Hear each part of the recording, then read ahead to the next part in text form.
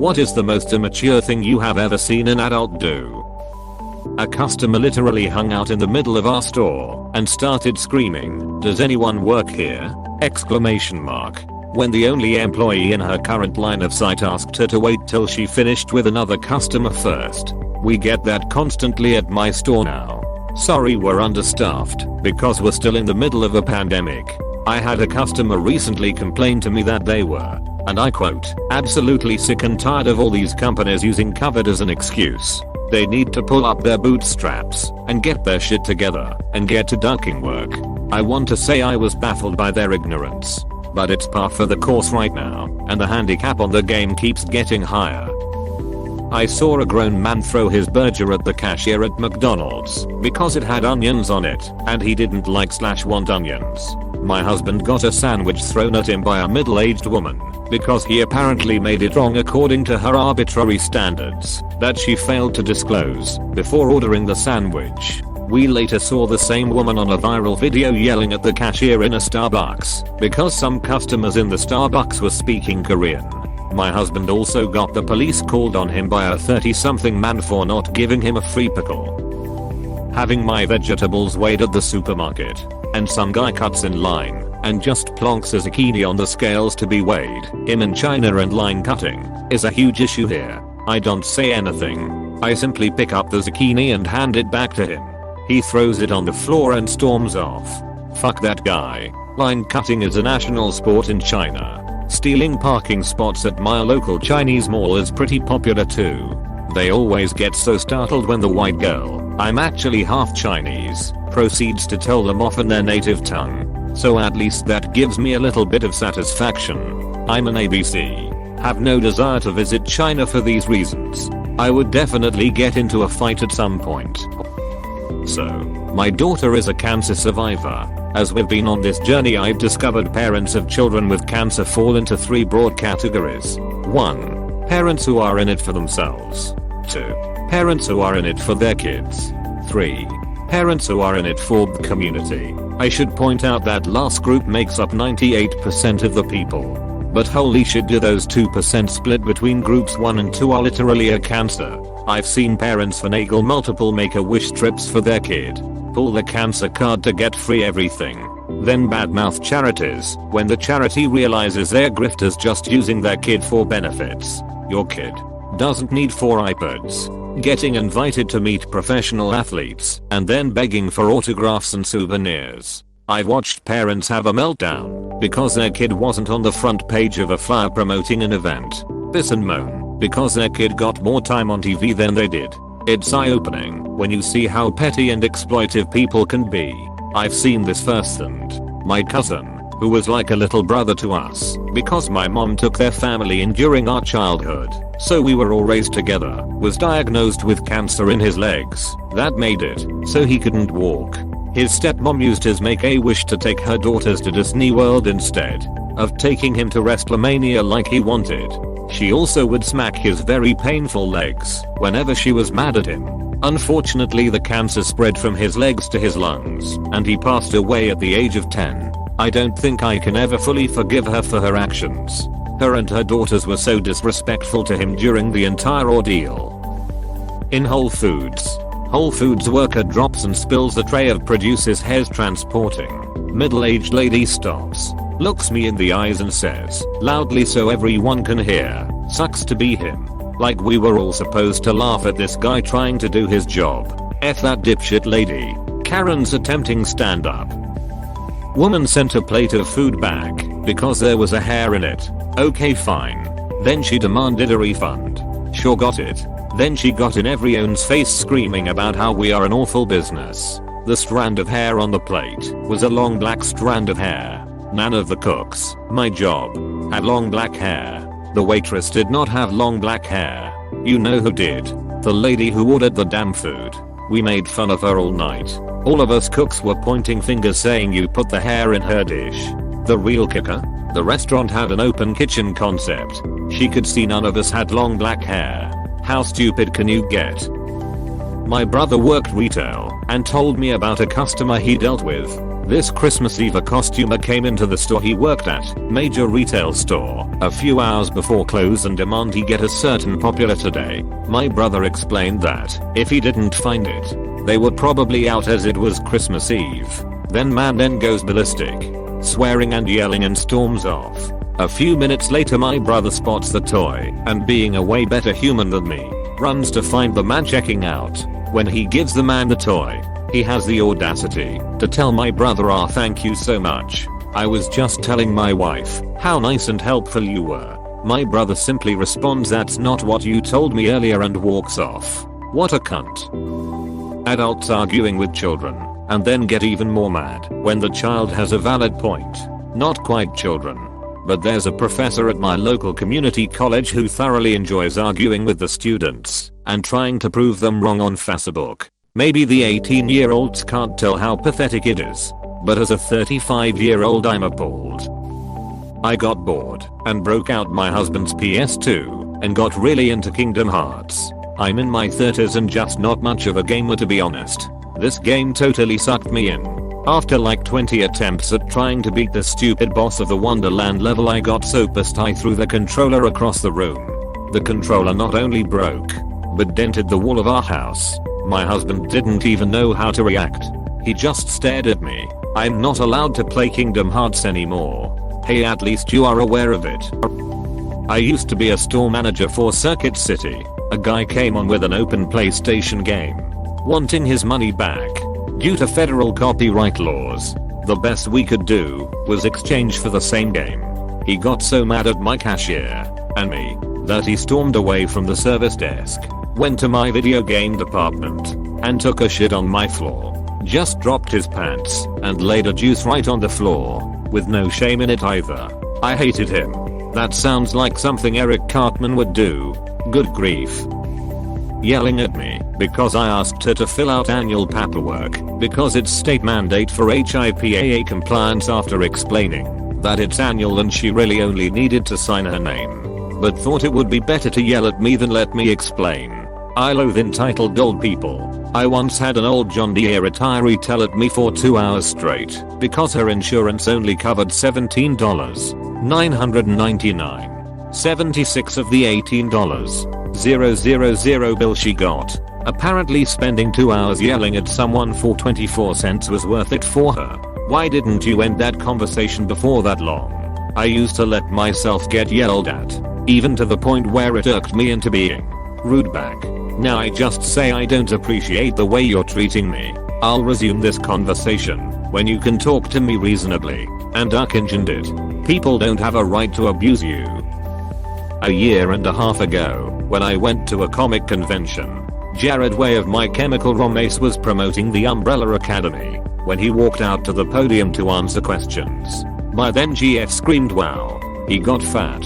People stared down at her hard. Didn't blame them. Shoulder broken up with her on the spot, lol. How long after that did you break up with her?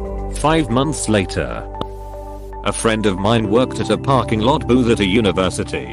He had a man come through who said he got to park for free because he was a professor emeritus, a retired professor with full benefits. While professor emeritus status does allow for free university parking, they are required to have their badge to show proof. He guy said that he had lost it and he didn't want to pay. My friend said he couldn't let him out unless he paid the $2 or showed his ID.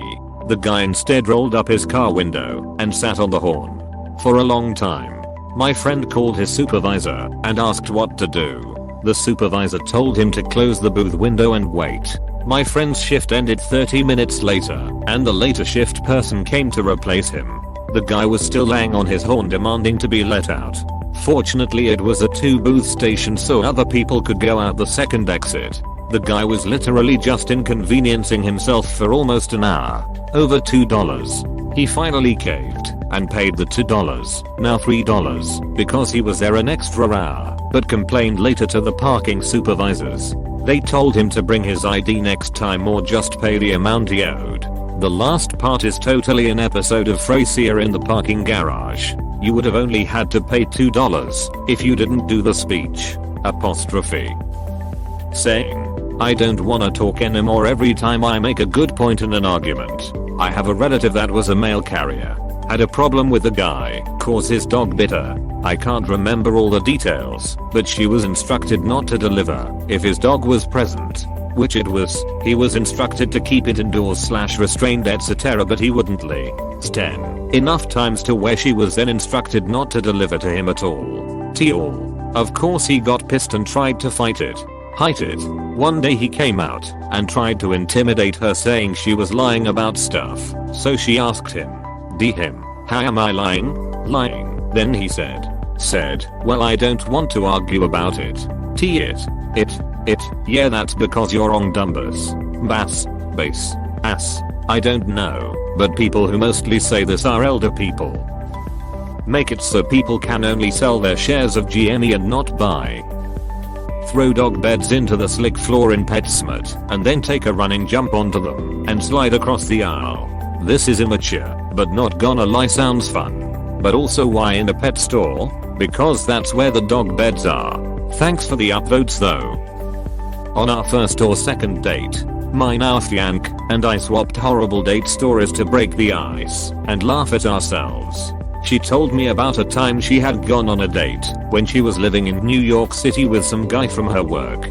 They went to a nice restaurant in the West Village where they were seated next to a younger couple who had to have been early 20s at most. The guy had obviously saved up a lot to take his GF out for a fancy Manhattan dinner. My fiance's date talked about himself non-stop I guess, and then when the other couple's food came, turned the younger guy and said bud that looks good. Lem try a bite, and proceeded to reach over and cut the kid's steak and take a bite. Exclamation mark.